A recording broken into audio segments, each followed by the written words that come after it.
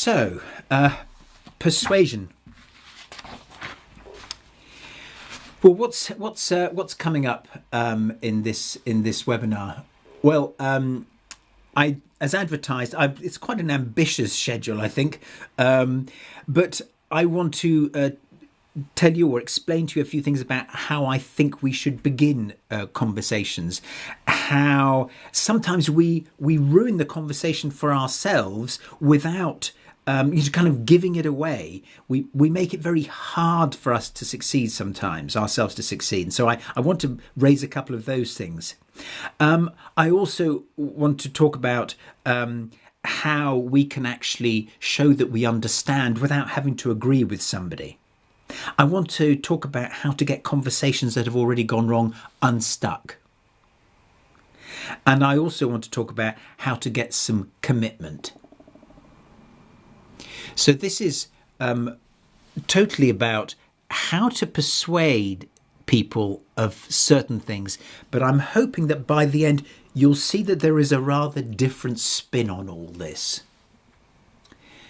So what I'm going to begin with is a poll. Now I wanted to ask you how you currently go about persuading people of things. How do you persuade the people you work with or your boss or even people in your private life?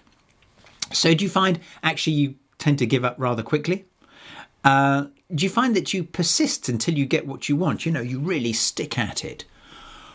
Are you one of these people who comes up, who is very, very clever and comes up with lots of intelligent and clever arguments?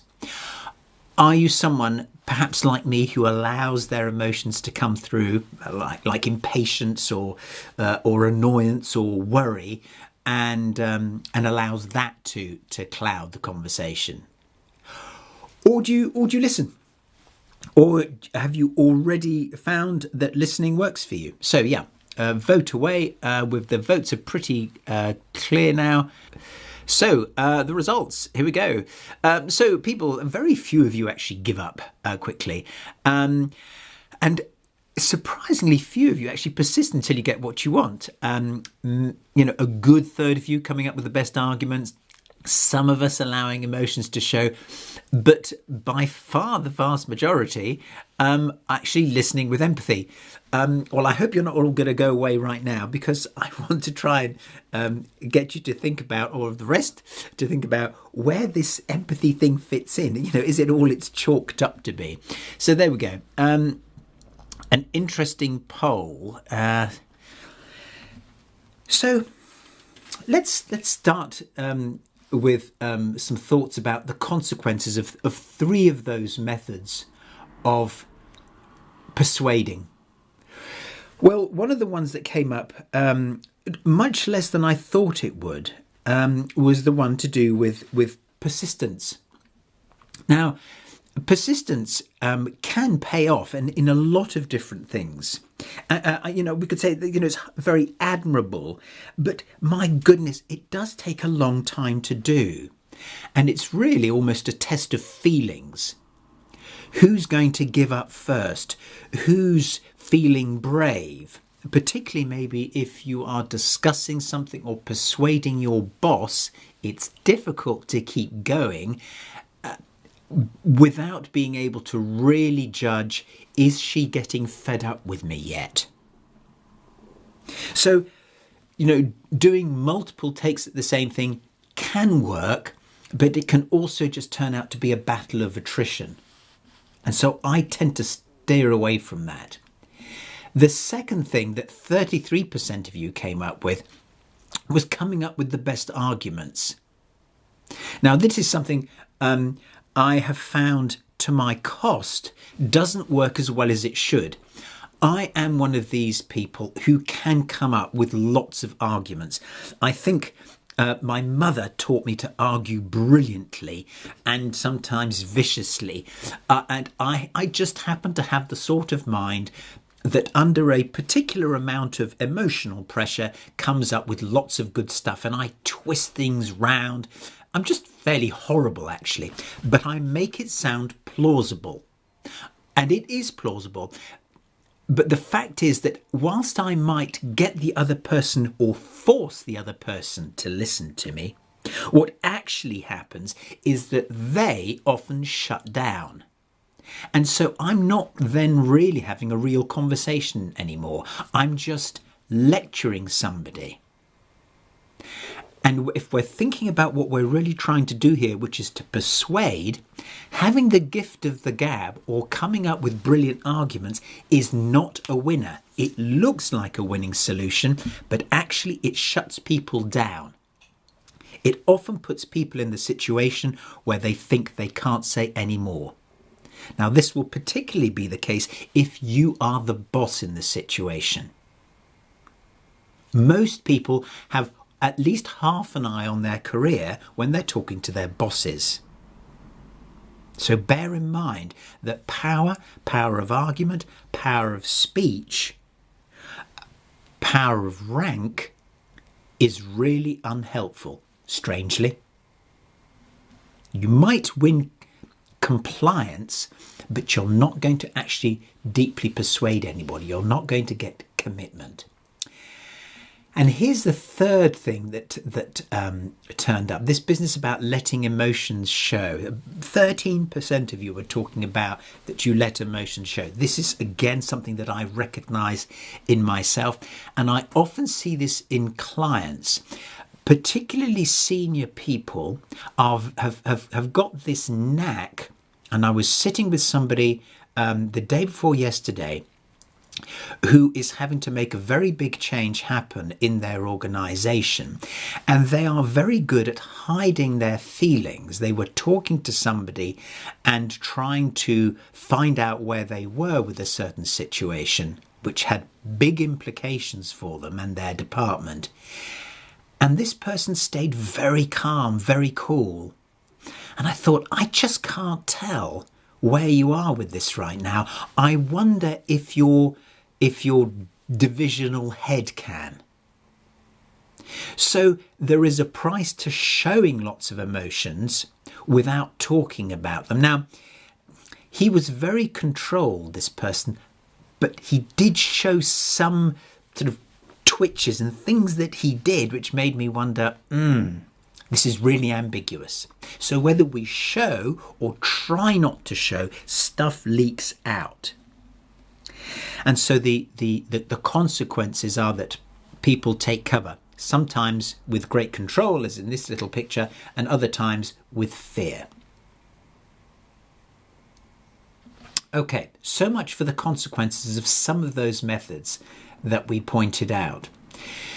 Okay, so let's go back to the beginning of the conversation. Is there a way to start a persuasion conversation which is going to increase our chances of success? Well, I think the most obvious, and I love obvious, dumb solutions, is to actually tell the person that we're talking to what we're trying to do. I just can't see the point in slipping into the conversation ever so subtly with a, oh, have you got a moment? Or I was wondering if we could talk about, or could we have a chat about, or could we revisit? Because I think, well, I know that they know what's going on and I know what's going on. So to take the gamesmanship out of it, why not just say it and get on and do it? So this is getting the whole thing off on a very honest footing. The second thing that I've found really can help is to do something which very few people expect. And that is to be offered the first turn in the conversation. Typically, when we get into persuasion mode, we can't wait to speak what's on our minds. The advantage of letting somebody else speak first is that you don't have the chance, I don't have the chance to get into my stride and then forget to listen. So by getting the other person to talk first, the other person to go through the door, then there is a chance that I'm in the right mindset right from the very beginning. I haven't got myself warmed up. And therefore, I'm going to be able to listen them much more attentively, much more wholesomely. And so that's what I will try and do, if I possibly can, is let them go first. Okay. So now we got on to what I think is probably the crux of the whole thing. And that is that we need to make a commitment to ourselves about how we're going to have this conversation and how we're going to do it differently. And for me, it's almost a spiritual thing. Or an intellectual challenge that I set myself. And you'll see this written down in lots of other places. Buddhism holds with this stuff. And certainly, in counselling approaches, there is a precept about understanding, grasping something without reservation, comprehension without any kind of editing or criticality, without judgment. And so what this requires us to be able to do is just to open our minds to absolutely anything that the other person is throwing in there. And we have to remember that it's a temporary state. It's scary to do because it feels like we're giving away the conversation. We're giving them the advantage. We're giving them the head start. Actually, we're just letting them say what's on their minds. If we talk and get going and don't let them speak, they can't listen to us anyway, because there's stuff going on in their heads. So the person, so talking for control is an illusion. It's an external illusion. It just doesn't happen. Interestingly, we control a conversation, the pace and the direction, much more powerfully by listening. And listening is not a passive task. And I want to show you just how not passive it is. Now, if you've been hanging around me for a while, this will not come as a surprise what I'm going to put up now. But people find it difficult to get hold of at first. So if this is new to you, although quite a few of you, I think it was 41% said you listened with empathy. So I want to show you what my version of empathy is, and let's see if we match. So for me, it's about looking out for 3 types of data. So I'm looking out for how they feel. I'm also looking out for what they're on about. Now, often people are majoring on the what about, but not really paying attention to the feeling. Now, if we really want to work hard, we can try and figure out, either by what they're saying or what they're hinting, why they're having that feeling about that thing so much. Now, here's the thing.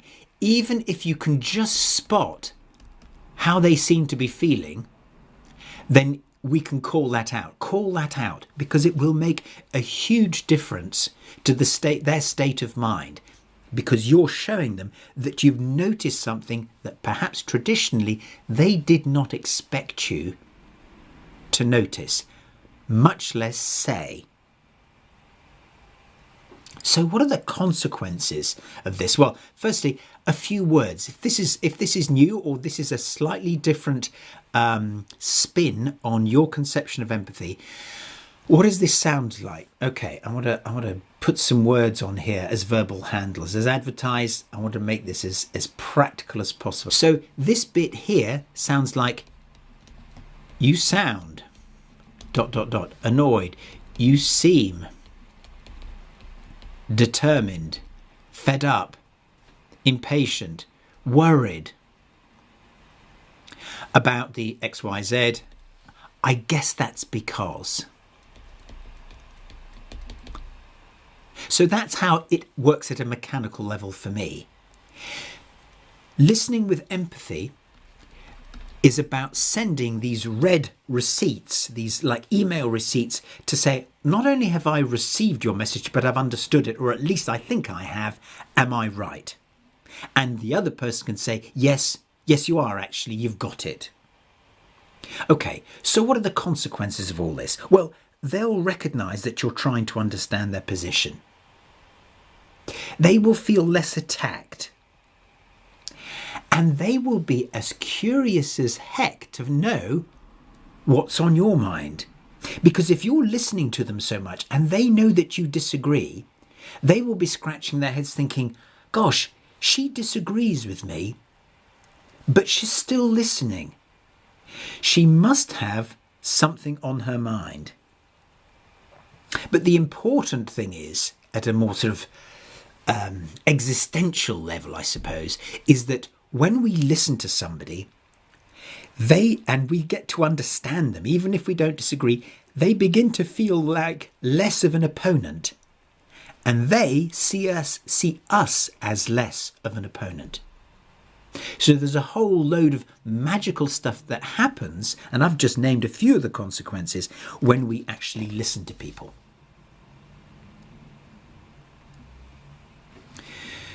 So that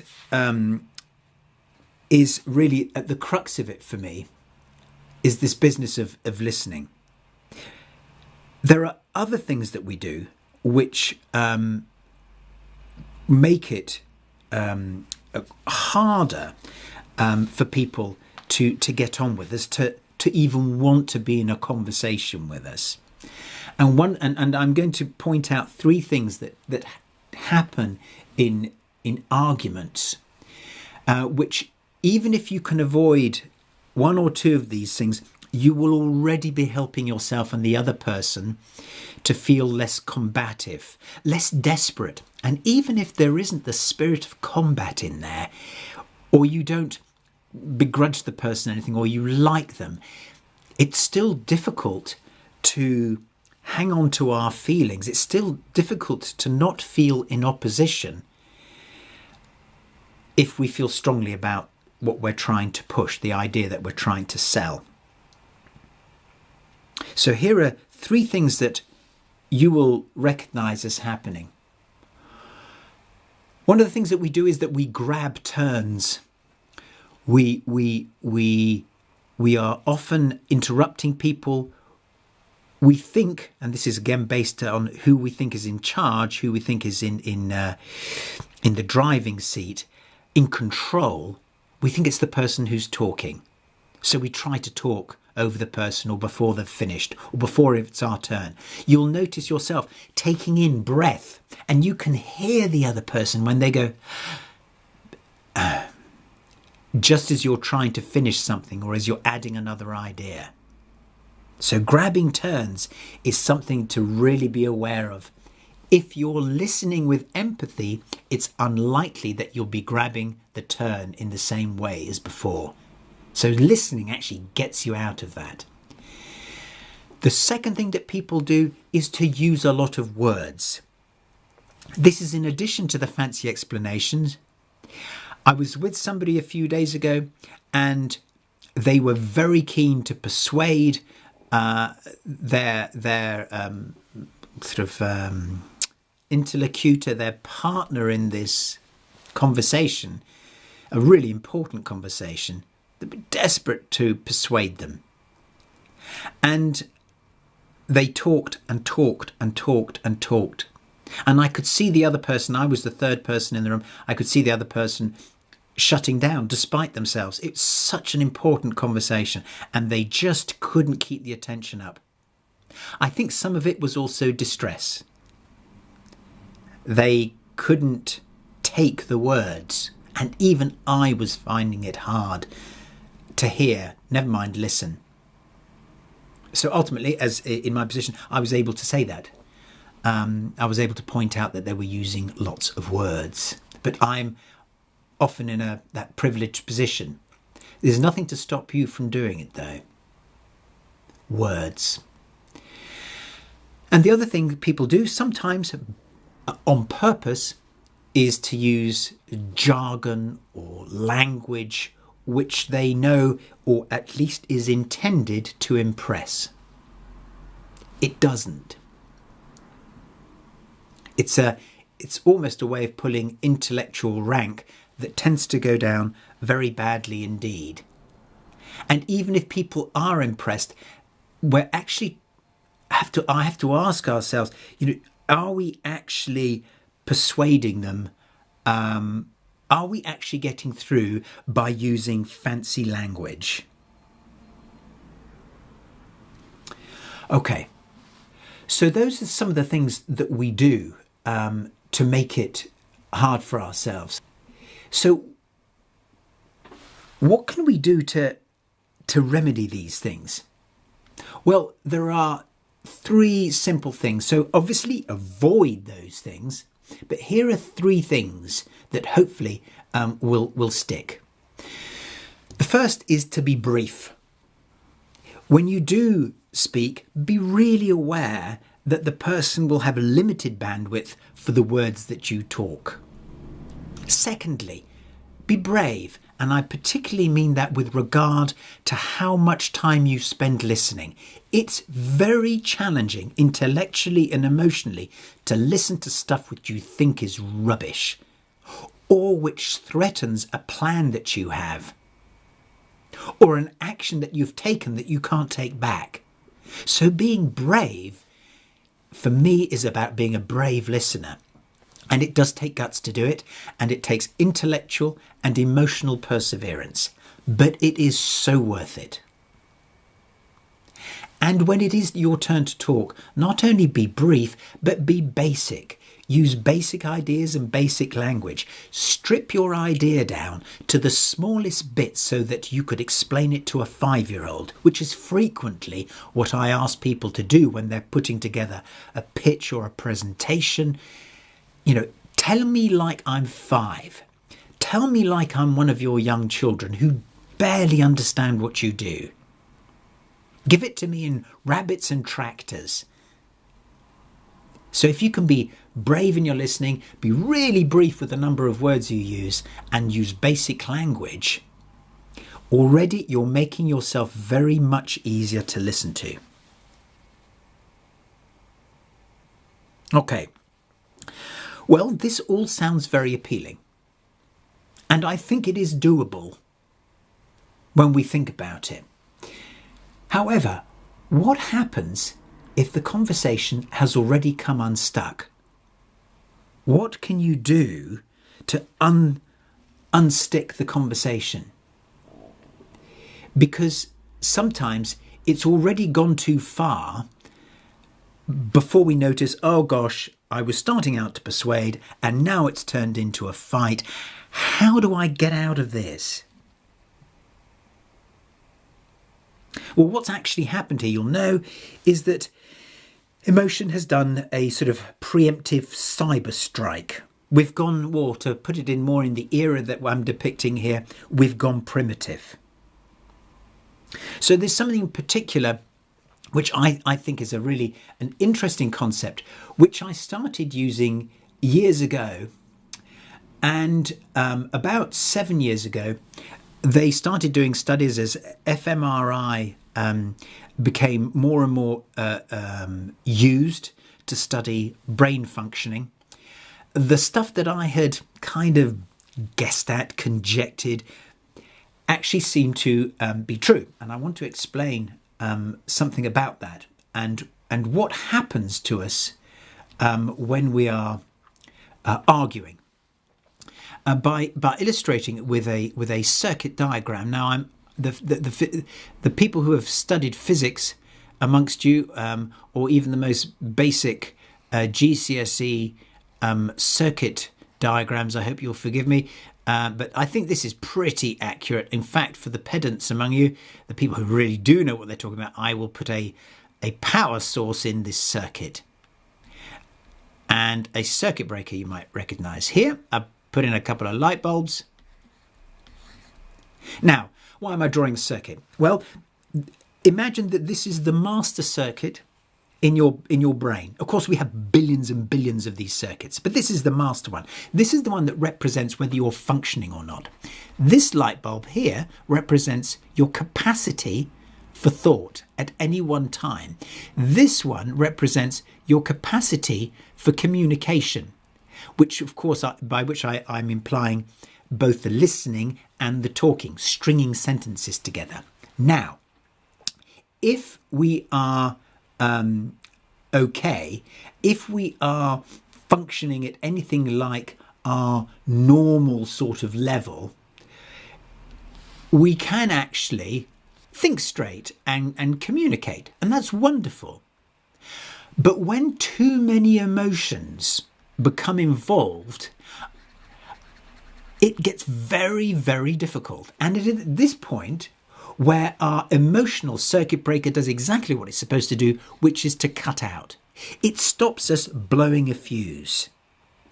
Actually, what's happening is that our brains are flooded with neurotransmitters, which make us unable to think straight and to string a sentence. Now, we all have different thresholds. I know what it's like when mine starts to go. I'm wondering, have you thought about what it feels like when you stop being able to think straight? Where do you feel it in your body? Do you tense up? Do you get hot? Do you get sweaty palms? Those are some of the clues that'll say, this has gone too far. I've just blown my circuit. And the chances are in doing that, you've probably also blown the other person's too. So what we're trying to do when this sort of stuff happens is to recognize that is what is going on. I'm just going to get this out of the way a little bit.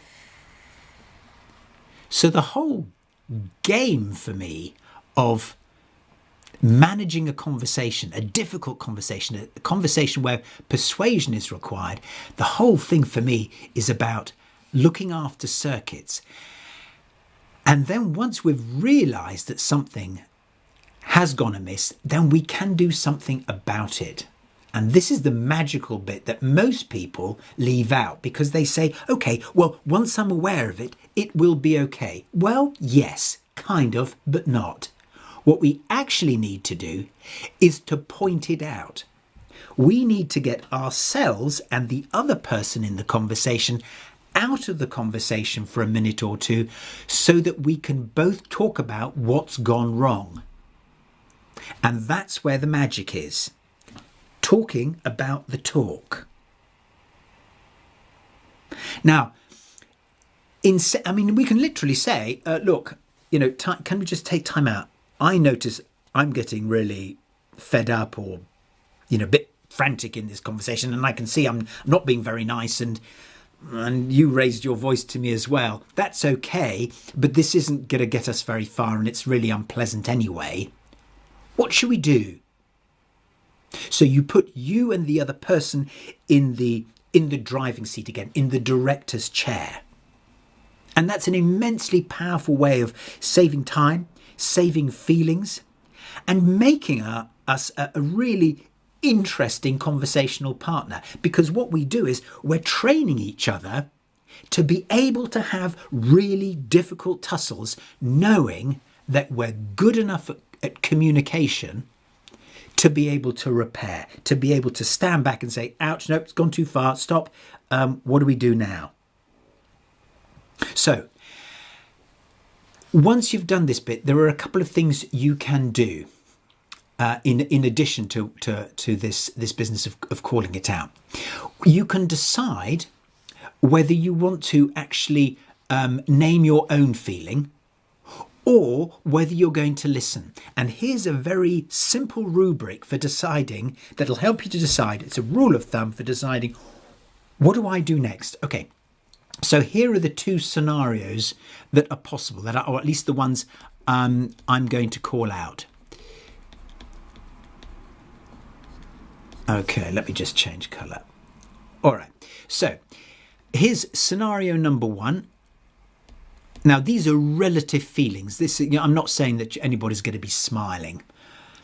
But imagine that, relatively speaking, you are feeling better than them. What would you imagine the most helpful thing you could do is? Well, if you've guessed empathy, you're right. Empathy is required in that situation. Okay, let's turn the tables. Let's assume that you, relatively speaking, think you're coming off worse than them. They seem more confident, less fussed, less stressed. What could you do?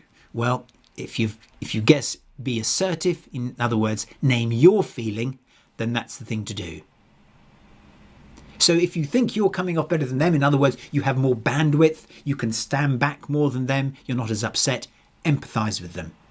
It sounds like I've really annoyed you. You seem really fed up with this conversation. You seem really fed up with me.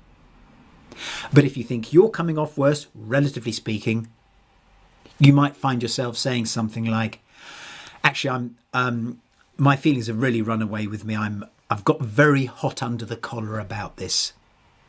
I'm really worried about this going your way. So learning to talk about the talk, being able to do it, being brave enough to do it, back to that brave word, is, I think, the way to get conversations unstuck. And with practice, it's not weird, it's tricky, and you have to be aware and you have to be brave, but it is eminently doable. So have a practice. Let me know how it goes. Okay. So you've listened and you've spoken, and then you've listened some more, and then you've said a little bit, and then you've listened and spoken, and you get to the end and you think, yeah, actually, I think we're just about at the point where we can actually make a plan, where we can actually get some commitment from each other. Now, one of the things that people do, we are all in the boat together on this one, is to ask for commitment in binary fashion. We say, it's either yes or no. That's too dodgy. It seems very dangerous. Having put in all that thought and care and listening, why set somebody this conversational ultimatum? Why not make it so much easier for them to commit to something? So, I think there is a way of getting commitment that doesn't require people to give everything away. And I think this is about degrees. This is about finding out what people are prepared to do and let them come up with it. Because it might be that as a starter, you end up coming out with something smaller than you wanted. But if you've got the person's commitment to it, then surely getting all of something is better than getting none of something really big. So I think matching people's appetite for risk or for change with a commitment that they can actually live up to is much more important than going for broke. So there's the piece about commitment. The language that might come out, well, it might sound like, what are you prepared to do? This is what I'm going to do, and this is why I'd like to do it. What would you be up for? What could you manage?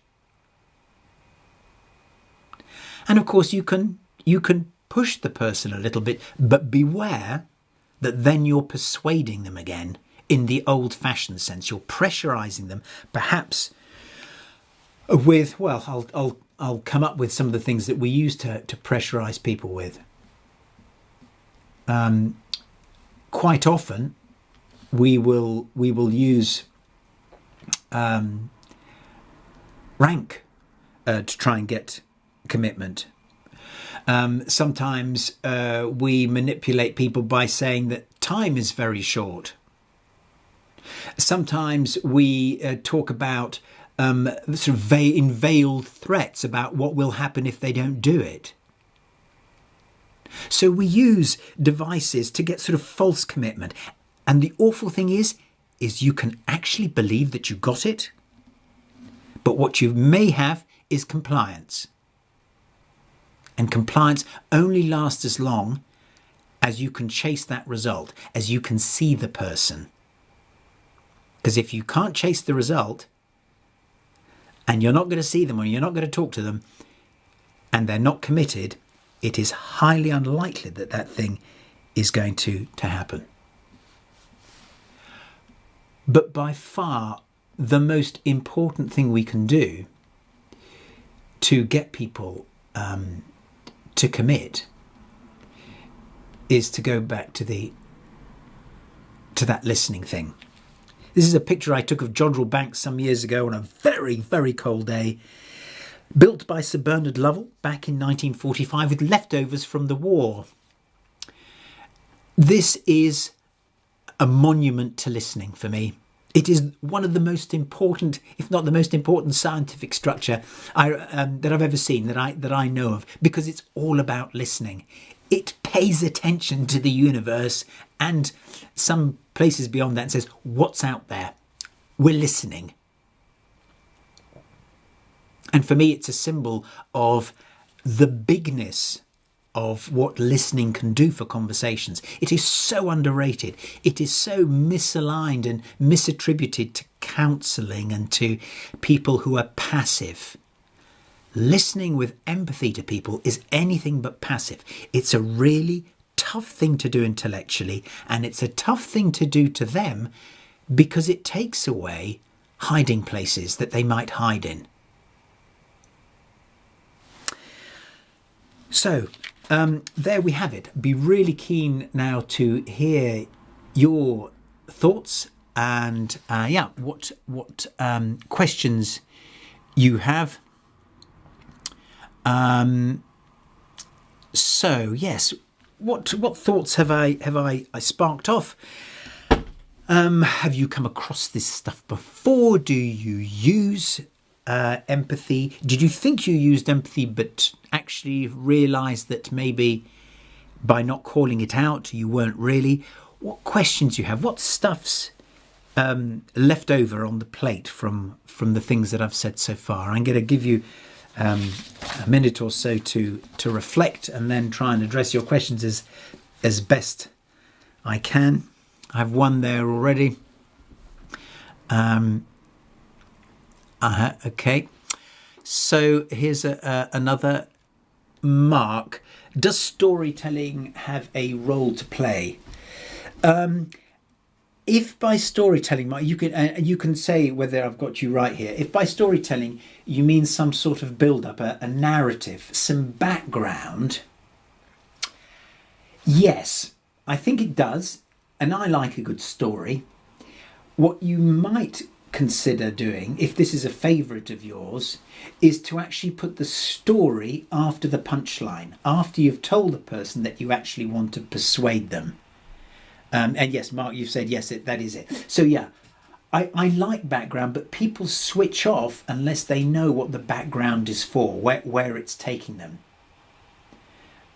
So yeah, punchline first, background afterwards, and then the chances is that they're going to actually ask you for background, and then you can give them something they already want. Feeding background up front sometimes gets people irritated or impatient. I'm probably projecting, it just makes me irritated and impatient. Okay, so hopefully that does it for you. Marie says, I thought that saying you're trying to persuade is interesting. I've not tried that before. Would you just come out and say it? Yes, Marie, I would. Because, yeah, I just would. Look, I'd really love to persuade you to do this, to do this project, because I think it's really going to work. and you're going to get what you want, financial returns, this and this. Can I tell you why? Or if I see the other person's face clouding over, I can say, I can see you're skeptical. Tell me about it. Okay, I'm keeping an eye on the time here. I'm gonna answer another, take another question, and then come back in injury time to do the others. All right. So Charlotte, I sometimes find myself in this situation where the person won't pause for breath, and if I try to say to them, "You seem frustrated," I would get halfway through before they interrupted me and carried on in a frustrated way. What do you think I can do in that situation? Okay, Charlotte, stay strong and say it loud.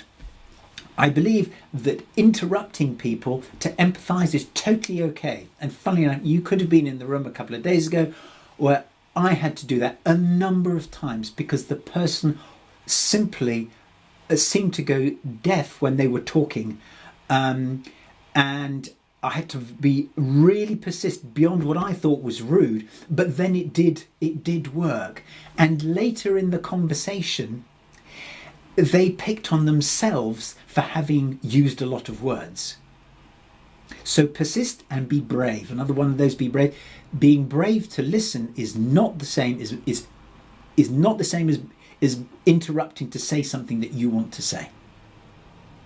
Okay, we have lots more questions, but I'm extremely keen to finish at 10:15 on the dot. So I'm just going to do the little recap, sort of final thoughts, and then I'll come back to questions. I hope you can stay. If not, I'll email you responses. But if you want to hang on for a few minutes after 10:15, I'll take the rest of the questions, and we've got quite a few.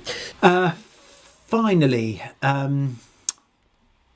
final thoughts. Well, for me, listening is the big problem buster. Ideas, listening takes time to evolve. We have to find solutions, and sometimes it takes multiple conversations. It certainly takes multiple chunks of listening to get comfortable with each other, get comfortable about disagreeing properly, out loud, not in the corridor afterwards, but face to face.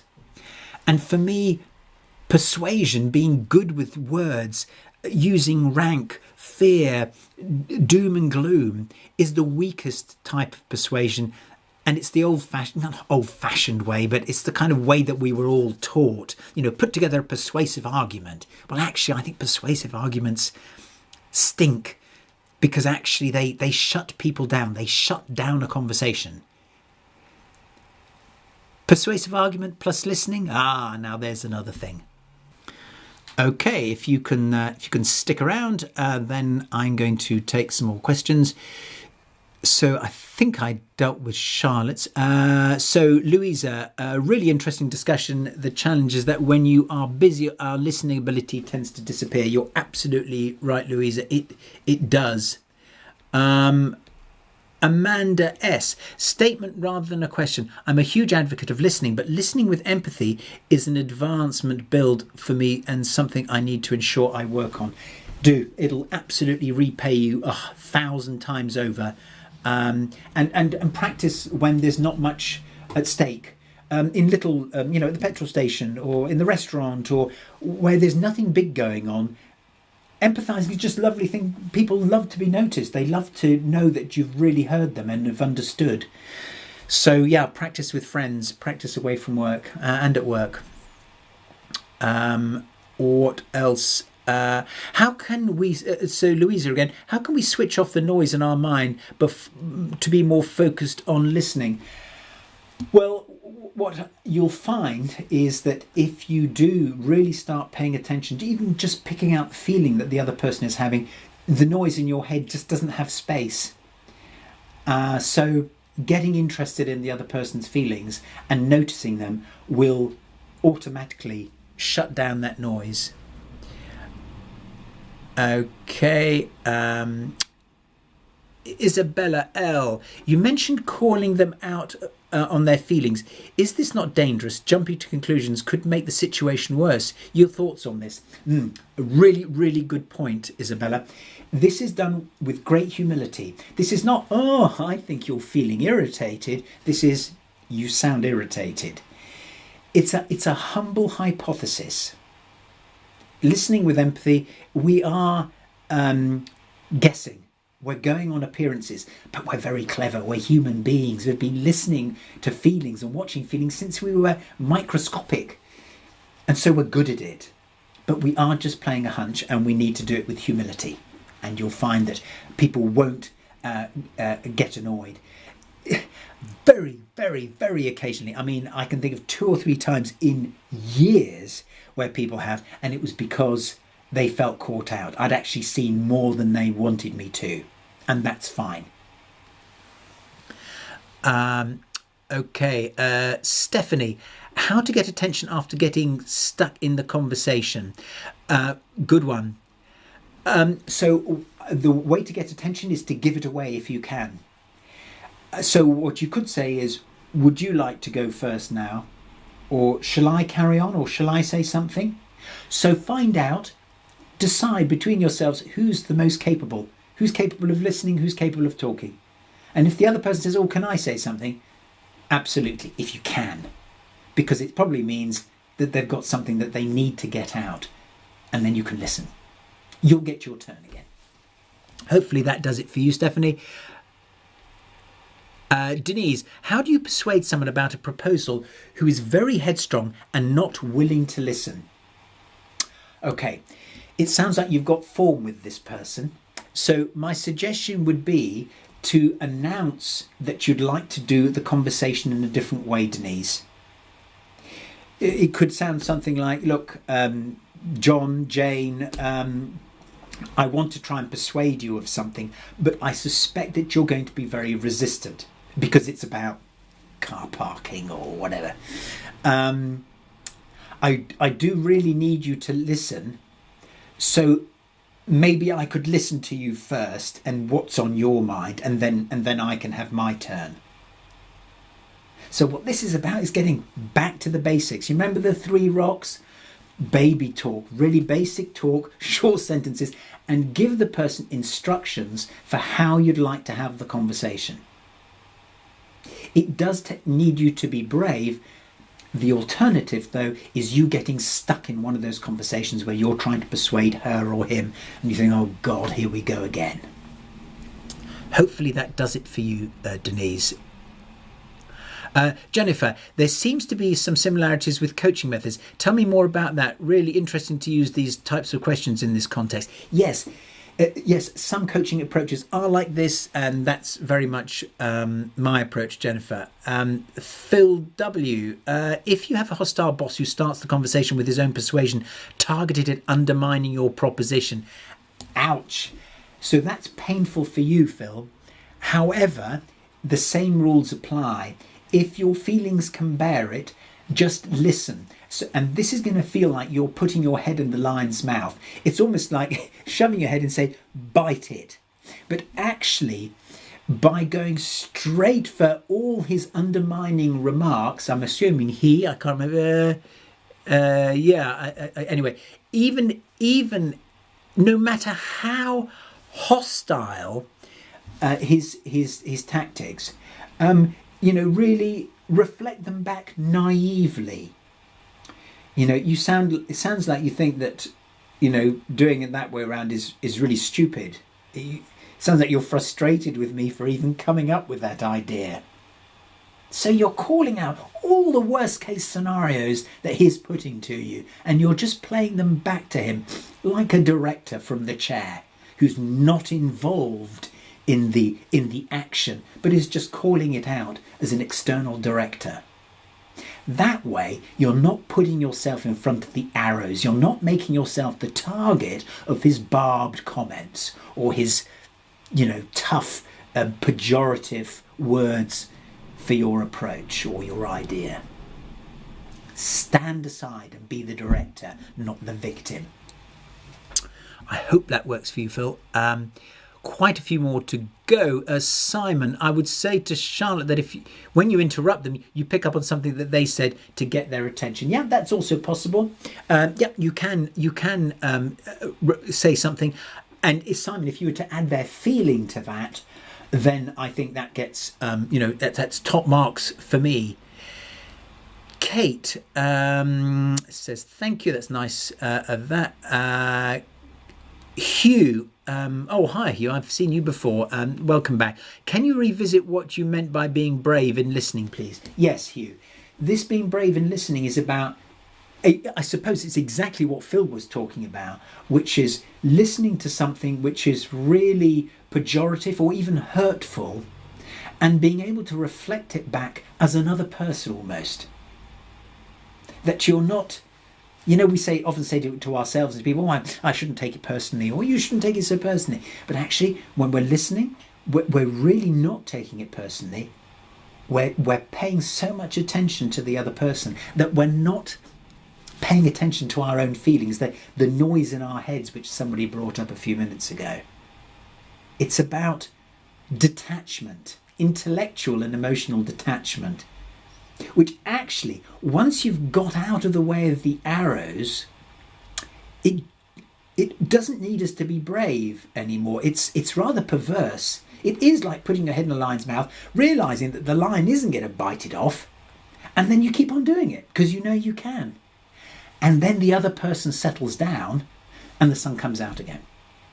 So that's what I meant about being brave. Stick at it and do it where everything in their voice and everything in their words says, fight. If you can bring yourself not to fight and to listen instead, you're onto something amazing.